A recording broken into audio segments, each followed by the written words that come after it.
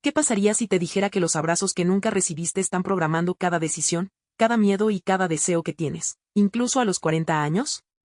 Esa ausencia emocional no es un vacío sin consecuencias, es una fuerza silenciosa que reescribe la arquitectura de tu cerebro y define la forma en que tu mente se organiza. Imagina que cada vez que buscas aprobación, cada vez que temes al rechazo, hay una huella de infancia que activa una respuesta automática, una especie de piloto automático que jamás apagaste. Esa es la premisa que vamos a desmenuzar hoy, con la claridad que brinda la psicología del desarrollo y la teoría del apego. Desde los trabajos de John Bowlby y Mary Ainsworth, la ciencia ha demostrado que el vínculo temprano con los cuidadores constituye el fundamento de la seguridad emocional. Cuando ese vínculo se debilita, aparece lo que los especialistas denominan heridas de apego.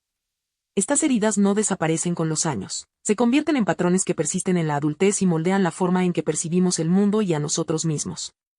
En los próximos 10 minutos descubrirás 5 patrones concretos que nacen de esas heridas y, lo más importante, como la evidencia neuropsicológica sugiere caminos para desprogramarlos.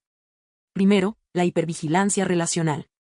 Tu sistema nervioso aprendió, desde la más tierna infancia, que el amor podía ser inestable o condicionado. Como respuesta, desarrolla una vigilancia constante, una alerta que detecta cualquier señal de distancia.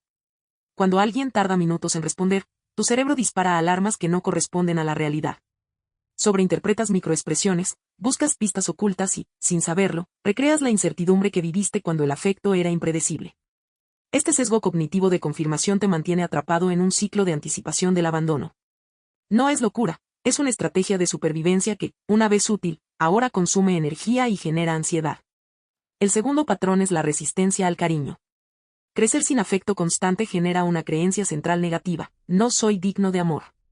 Cuando alguien te ofrece un cumplido o una muestra de ternura, esa cognición disonante choca con la programación interna y tu cerebro, en busca de coherencia, tiende a rechazar lo positivo. Minimizar elogios, cambiar de tema o sentir incomodidad frente al afecto son manifestaciones de este conflicto interno. Es como si tu interior tuviera un filtro que descarta cualquier señal de amor porque no encaja con el guión que aprendiste a interpretar. Tercero, el valor condicionado al rendimiento. Cuando el cariño dependía de tu comportamiento, interiorizaste la idea de que tu valía está atada a lo que haces. Así nace una búsqueda constante de validación externa, un ciclo de refuerzo intermitente que te lleva a perseguir logros, perfección y aprobación sin fin. Crees que si alcanzas la meta, si eres lo suficientemente útil o impecable, finalmente serás digno de amor. Pero esa ecuación nunca se satisface, porque el amor que buscas es incondicional, y la validación externa nunca puede cerrar una herida que nació desde el interior. Esta búsqueda se traduce en un agotamiento crónico, una sensación de correr sin meta clara, donde cada éxito se vuelve una nueva exigencia. Cuarto, el entumecimiento o disociación emocional. Ante la falta de amor seguro, tu mente aprendió a desconectarse para protegerse del dolor. La regulación afectiva se vuelve una estrategia de inhibición amigdalar. El cerebro apaga la respuesta emocional para evitar el sufrimiento. El resultado es una neutralidad aparente que, desde fuera, parece estabilidad, pero por dentro se traduce en una desconexión profunda. En una discusión importante, puedes sentir que tu cuerpo está apagado, que no logras sentir la tensión o la tristeza. Esa disociación no desaparece al crecer, se mantiene como un refugio que te impide experimentar emociones plenas y, por ende, limita la intimidad en tus relaciones. Quinto, el miedo a ser una carga. Si en tu infancia tus necesidades fueron ignoradas o vistas como un problema, aprendiste a minimizarte, a disculparte por todo y a evitar pedir ayuda. El autosilenciamiento se vuelve una respuesta automática. Prefieres aguantar en silencio antes que sentir que incomodas a alguien. Esta creencia de que tus necesidades son demasiado o que representarás una carga te lleva a aislarte cuando estás mal y a soportar el peso del sufrimiento en soledad. La psicología insiste en que tener necesidades es parte esencial de la condición humana. No eres una carga, eres un ser que requiere conexión. Hasta aquí hemos descrito los 5 patrones que emergen de las heridas de apego. Cada uno de ellos representa una adaptación que tu cerebro implementó para sobrevivir a un entorno emocional inseguro. Ahora, ¿qué piensas tú? Déjame tu opinión en los comentarios. Me interesa mucho conocer tu perspectiva y saber si alguno de estos puntos resuena con tu experiencia. Lo esencial que la ciencia quiere que comprendas es que esas adaptaciones, aunque surgieron para protegerte, pueden ser desaprendidas. Tomar conciencia de cada patrón rompe el piloto automático y abre la puerta a la verdadera sanación. Cuando dejas de culparte y comienzas a comprenderte, el proceso de reescritura neuronal se activa. El cerebro, plástico por naturaleza, puede crear nuevas rutas de conexión que favorezcan la seguridad interna. No es un camino fácil, pero sí posible, y la primera fase es reconocer el patrón que está gobernando tu vida en este momento. En la siguiente parte continuaremos explorando las herramientas basadas en la terapia de apego, la reestructuración cognitiva y las prácticas de regulación emocional que permiten desactivar la hipervigilancia, aceptar el cariño, redefinir el valor personal, reconectar con tus emociones y liberar el miedo a ser una carga. Mantente atento, porque lo que viene a continuación transformará la forma en que te relacionas contigo mismo y con los demás. Si esto te está abriendo los ojos, suscríbete y activa la campana para no perder la continuación de este viaje hacia la integración emocional. Ahora, desglosaremos paso a paso las herramientas que la ciencia ha validado para revertir esas rutas de supervivencia que tu cerebro instaló en la infancia. Cada una de ellas se apoya en hallazgos de la neurociencia y en protocolos de terapia de apego que han demostrado, a través de estudios controlados, que pueden modificar la actividad de la amígdala, reforzar la corteza prefrontal y restablecer la capacidad de autorregulación. Lo importante es comprender que no se trata de un proceso mágico, sino de una serie de entrenamientos conscientes que, con práctica constante, generan nuevas sinapsis y, por ende, nuevas formas de responder a los estímulos emocionales.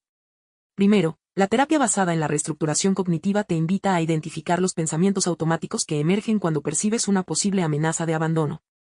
En ese momento, el cerebro activa el circuito de alerta, disparando cortisol y preparando una respuesta de lucha o huida. La técnica consiste en pausar, observar ese pensamiento y etiquetarlo como creencia limitante. Por ejemplo, si al recibir un mensaje tardío piensas seguro que me está dejando, esa frase se convierte en un objetivo de reescritura. Sustitúyela por una hipótesis más equilibrada, como puede estar ocupado, no implica que me quiera alejar. Esa simple sustitución, repetida día a día, debilita el sesgo de confirmación que alimenta la hipervigilancia y permite que la amígdala reduzca su nivel de excitación ante situaciones cotidianas. Segundo, la práctica de mindfulness o atención plena actúa como un regulador directo del sistema nervioso autónomo. Al entrenar la capacidad de observar las sensaciones corporales sin juzgarlas, entrenas a la corteza prefrontal para que interfiera con la respuesta automática del sistema límbico. Un ejercicio sencillo consiste en sentarse en una postura cómoda, cerrar los ojos y llevar la atención a la respiración, contando mentalmente cada inhalación y exhalación. Cuando la mente divague, simplemente regresa la atención al aire, sin castigarte por la distracción. Con la práctica regular, los estudios demuestran una disminución del ritmo cardíaco basal y una mayor tolerancia a la incertidumbre emocional, lo que contrarresta la tendencia a sobreinterpretar los gestos de los demás. Tercero, el trabajo de exposición gradual permite desensibilizar la respuesta de miedo a la intimidad. Si el patrón dominante es la resistencia al cariño, la exposición consiste en buscar pequeñas situaciones en las que recibas afecto y permitir que el cuerpo experimente la emoción sin activar el mecanismo de defensa. Por ejemplo, aceptar un cumplido sincero de un colega y responder con un gracias genuino, sin desviar la conversación.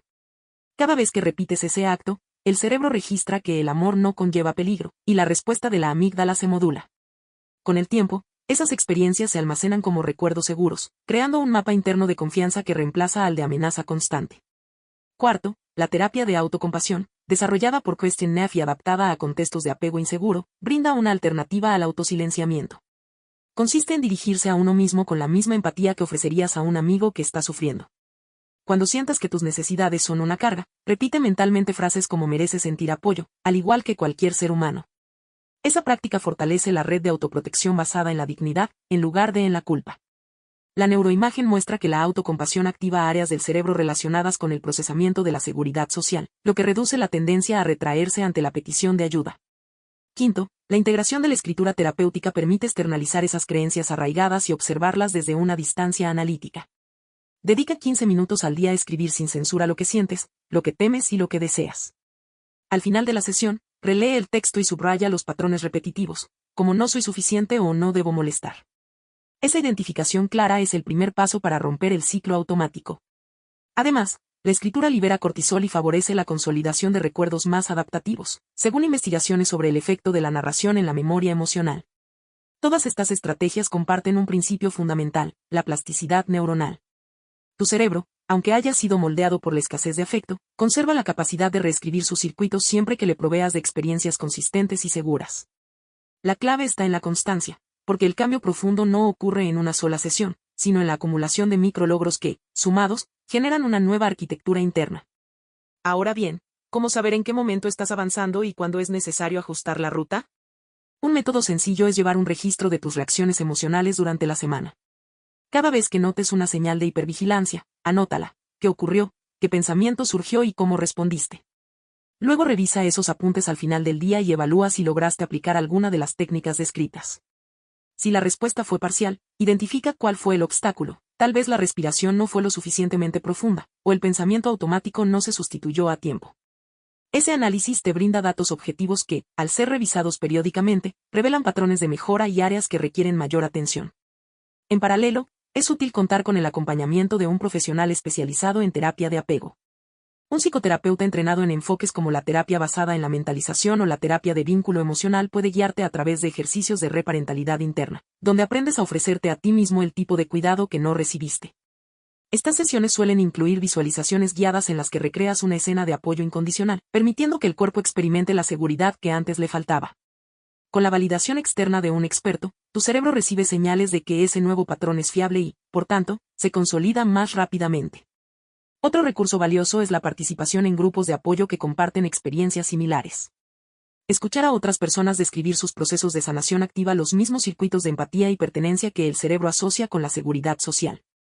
Cuando te das cuenta de que no estás solo en esa lucha, la sensación de aislamiento disminuye, y con ella el impulso a ocultar tus necesidades. El intercambio de estrategias prácticas dentro del grupo también enriquece tu repertorio de herramientas y refuerza la motivación a seguir adelante. Si bien el camino puede parecer arduo, recuerda que cada paso que das hacia la autocomprensión es una victoria contra la programación original. La ciencia nos muestra que, después de una década de práctica constante, las personas que integran estas técnicas reportan una disminución significativa de la ansiedad relacional, una mayor capacidad para recibir afecto sin sentirse invasivo y una autopercepción más estable. En términos neurobiológicos, se observa una mayor conectividad entre la corteza prefrontal dorsolateral y la amígdala, lo que indica un mayor control ejecutivo sobre las emociones. Antes de cerrar, quiero invitarte a una reflexión final. Imagina que dentro de 6 meses te miras al espejo y notas que ya no reaccionas con alarma cuando alguien tarda en contestar, que aceptas los cumplidos sin dudar, que trabajas por crecimiento personal y no por merecer amor, que sientes tus emociones con claridad y que pides ayuda sin temor a ser una carga. Esa visión no es un sueño lejano, es la consecuencia lógica de aplicar los principios que acabamos de explorar. La única variable que determina si esa realidad se materializa es tu decisión de comprometerte con el proceso. Así que, si alguna de estas prácticas ya la has probado, cuéntame en los comentarios cuál ha sido el mayor desafío y qué resultados has observado. Si estás empezando, dime cuál de los 5 patrones sientes que domina tu día a día. Esa información me ayuda a adaptar futuros contenidos a tus necesidades específicas. Y, como siempre, si este análisis te ha resultado útil, dedica un momento a darle like al video y comparte este mensaje con quien creas que necesita reconocer sus propias heridas de apego. Tu participación no solo fortalece la comunidad, sino que amplifica la difusión de herramientas que pueden cambiar vidas. Recuerda que el proceso de integración emocional es un viaje continuo, y cada paso que das, por pequeño que parezca, es una señal de que tu cerebro está aprendiendo a reorganizarse. Mantente atento a los próximos episodios, donde profundizaremos en ejercicios concretos de regulación del sistema nervioso, estrategias para fortalecer la autoestima desde la raíz y técnicas avanzadas de reparentalidad interna. Gracias por acompañarme en este espacio de descubrimiento. Nos vemos en la siguiente entrega, donde seguirás construyendo la versión más segura y compasiva de ti mismo.